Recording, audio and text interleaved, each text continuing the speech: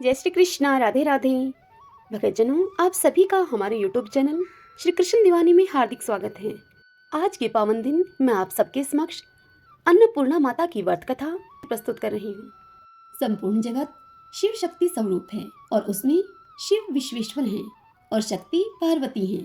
सृष्टि काल में पार्वती को माया कहते हैं और पालन के समय वही अन्नपूर्णा नाम से विख्यात हैं और संहार काल के समय वही कालरात्रि हैं। सृष्टि काल में पालन करने वाली अन्नपूर्णा का व्रत अन्न, धन और संतान को देने वाला है। अतः अन्न, धन, ऐश्वर्य, आरोग्य एवं संतान की कामना करने वाली स्त्री पुरुषों को अन्नपूर्णा माता का यह व्रत विधि पूर्वक करना चाहिए। आइए अब हम सब अन्नपूर्णा माता के व्रत की कथा को सुनते हैं। सब बोलिए माँ अन्नपूर्णा की जय। काशी के निवासी धनंजय की पत्नी का नाम सुलक्षणा था। सुलक्षणा को सभी सुख प्राप्त थे, केवल निर्धनता ही उसके दुख का एकमात्र कारण थी। यह दुख उसे हर समय सताता रहता था। एक दिन सुलक्षणा अपने पति से बोली, स्वामी आप कुछ उद्यम करो तो काम बने, इस प्रकार कब तक काम चलेगा। सुलक्षणा की यह बात धनंजय के मन में बैठ गई और वह उसी दिन विश्वनाथ शंकर को प्रसन्न करने के लिए पूजा में बैठ गया और कहने लगा, हे देवादिदेव विश्वेश्वर, मुझे पूजा पाठ कुछ नहीं आता, केवल तुम्हारे भरोसे यहाँ बैठा हूँ। इतनी विनती करके धनंजय 2-3 दिन तक भूखा और प्यासा वहीं पर बैठा रहा। यह देखकर भगवान शंकर ने उसके कान में अन्नपूर्णा अन्नपूर्णा अन्नपूर्णा इस प्रकार 3 बार कहा। यह कौन क्या कह गया, इसी सोच में धनंजय अभी पड़ा था कि एकाएक मंदिर से आते ब्राह्मणों को देखकर वह पूछने लगा, पंडित जी अन्नपूर्णा कौन है। तब ब्राह्मणों ने कहा कि तू अन्न छोड़कर बैठा है, सो तुझे अन्न की ही बात सूझती है। तू घर जाकर अन्न ग्रहण कर ले। धनंजय फिर घर आ गया। स्त्री से उसने यह सारी बात कही। तब धनंजय की पत्नी सुलक्षणा उससे बोली, हे नाथ आप चिंता मत करिए, स्वयं शंकर भगवान ने आपको यह मंत्र दिया है, वे स्वयं ही इसका खुलासा करेंगे, आप फिर जाकर उनकी आराधना करो। धनंजय फिर जैसे का तैसा पूजा पाठ में जाकर बैठ गया। रात्रि में शंकर जी ने आज्ञा दी कि तू पूर्व दिशा में चला जा। तब वह अन्नपूर्णा का नाम जपता जाता और रास्ते में फल खाता हुआ झरनों का पानी पीता जाता। इस प्रकार कितने ही दिनों तक यही चलता गया। वहां उसे चांदी सी चमकती हुई वन की शोभा देखने में आई, सुंदर सरोवर देखने में आया। उसके किनारे कितनी ही अप्सराएं झुंड बनाए बैठी थी।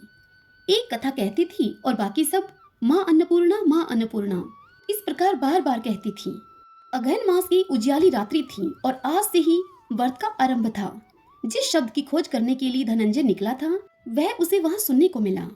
धनंजय ने उनके पास जाकर उनसे पूछा, हे देवियों आप यह क्या करती हो। तब उन सब ने कहा कि हम माता अन्नपूर्णा का व्रत करती हैं। इस पर धनंजय ने फिर से उनसे पूछा, इस व्रत को करने से क्या होता है, यह किसी ने किया भी है, इसे कब किया जाए, कैसा व्रत है और कैसी इसकी विधि है, मुझसे भी कहो। तब वे कहने लगी, इस व्रत को सब कोई कर सकते हैं। 17 दिन के लिए 17 गांठ का सूत्र लेना चाहिए। 17 दिन यदि न बने तो एक दिन उपवास करें और यह भी न बने तो केवल कथा सुनकर प्रसाद लें। निराहार रहकर कथा कहें। कथा सुनने वाला कोई न मिले तो पीपल के पत्ते को रखकर सुपारी या गुआर पाठा वृक्ष को सामने करके, दीपक को साक्षी करके सूर्य, गाय, तुलसी या महादेव को बिना कथा सुनाए मुख में दाना न डालें। यदि भूल से भी कुछ पड़ जाए तो एक दिवस फिर उपवास करें। व्रत के दिन क्रोध न करें और झूठ भी न बोले। धनंजय बोला, इस व्रत को करने से क्या होगा। तब वे कहने लगी कि इसके करने से अंधों को नेत्र मिले, भूखों को अन्न मिले, निर्धन के घर धन आए, बांझ को संतान मिले, मूर्ख को विद्या आए और जो जिस कामना से इस व्रत को करे माँ उसकी हर इच्छा पूरी करती हैं। तब वह कहने लगा कि बहनों मेरे पास धन नहीं है, विद्या नहीं है, मैं तो दुखिया ब्राह्मण हूँ, मुझे इस व्रत का सूत्र दोगी। तब वह बोली, हाँ भाई तेरा कल्याण हो, तुझे देंगी, ले इस व्रत का मंगलसूत्र ले। तब धनंजय ने इस व्रत को किया। जब धनंजय का व्रत पूरा हुआ तभी सरोवर में से 21 खंड की स्वर्ण सीढ़ी हीरा मोती जड़ी हुई प्रकट हुई। धनंजय जय अन्नपूर्णा कहता जाता था। इस प्रकार कितनी ही सीढ़ियां उतर गया तो धनंजय क्या देखता है कि करोड़ों सूर्यों के समान प्रकाशमान माँ अन्नपूर्णा का मंदिर है। उसके सामने स्वर्ण सिंहासन पर माता अन्नपूर्णा विराजमान है। सामने भिक्षा हेतु भगवान शंकर खड़े हैं। दिवांगनाएं चंवर डुलाती हैं, कितनी ही हथियार बांधे पहरा देती हैं। धनंजय दौड़कर कहने लगा, माता आप तो अंतर्यामिनी हो, मैं आपको अपनी दशा क्या बताऊं। तब माता बोली कि तूने मेरा व्रत किया है, जा तेरा संसार सत्कार करेगा। माता ने धनंजय की जीवा पर बीज मंत्र लिख दिया। अब तो उसके रोम रोम में विद्या प्रकट हो गई। इतने में ही क्या देखता है कि वह काशी विश्वनाथ के मंदिर में खड़ा है। माँ का वरदान लेकर धनंजय अब घर आया। सुलक्षणा से सब बात कही उसने। माता जी की कृपा से उसके घर में संपत्ति अब उमड़ने लगी। छोटा सा घर बहुत बड़ा गिना जाने लगा। जैसे शहद की छत्ते में मक्खियां जमा होती हैं, उसी प्रकार अनेक सगे संबंधी आकर बड़ाई करने लगे। कहने लगे, इतना धन और इतना बड़ा घर, सुंदर संतान नहीं तो इस कमाई का कौन भोग करेगा। सुलक्षणा की संतान नहीं है, इसलिए तुम दूसरा विवाह करो।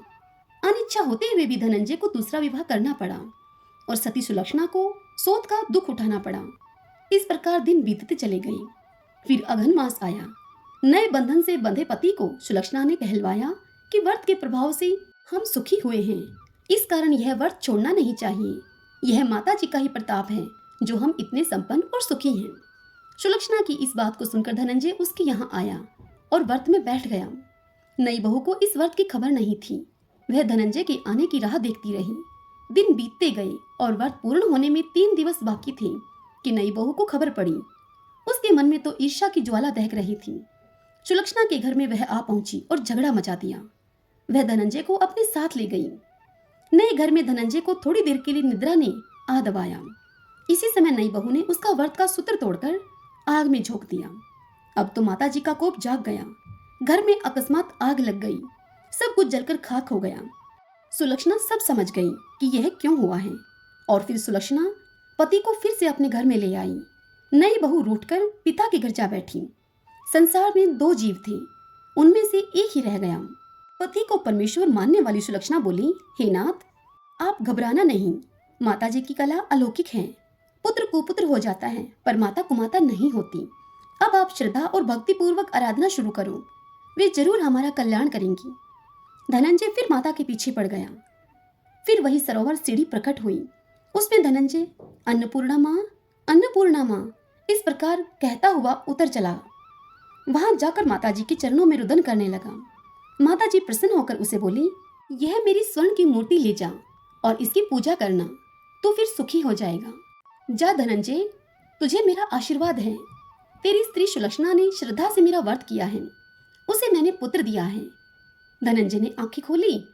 वह खुद को काशी विश्वनाथ के मंदिर में खड़ा पाता है। वहां से फिर उसी प्रकार वह घर को आया। इधर सुलक्षणा के दिन चढ़े और महीने पूरे होते ही पुत्र का जन्म हुआ। गांव में आश्चर्य की लहर दौड़ गई। मानता आने लगी। इसी प्रकार गांव के निसंतान सेठ के पुत्र होने से उसने माता अन्नपूर्णा का सुंदर मंदिर बनवा दिया। उसमें माताजी धूमधाम से पधारी, यज्ञ किया और धनंजय को मंदिर के आचार्य का पद दे दिया गया। जीविका के लिए मंदिर की दक्षिणा और रहने के लिए बड़ा सुंदर घर बनवा दिया। धनंजय स्त्री पुत्र के सहित वहां रहने लगा। माता जी की चढ़ोतरी में भरपूर आमंत्रित होने लगी। उधर नई वधू के पिता के घर डाका पड़ गया। डाकू सब लूट ले गए। वे भीख मांगकर अब पेट भरने लगे। लक्षणा ने जब यह सुना तो उन्हें वहां से बुलवा लिया, अलग जार में रख लिया और उनके अन्न वस्त्र का प्रबंध कर दिया। धनंजय, सुलक्षणा और उसका पुत्र माता जी की कृपा से आनंद से रहने लगे। माँ अन्नपूर्णा ने जैसे उनके भंडार भरे वैसे ही सबके भरे। जाके जैसी भावना ताको वैसा सिद्ध, हंसा मोती चुगत है मुर्दा चौखट गिद्ध।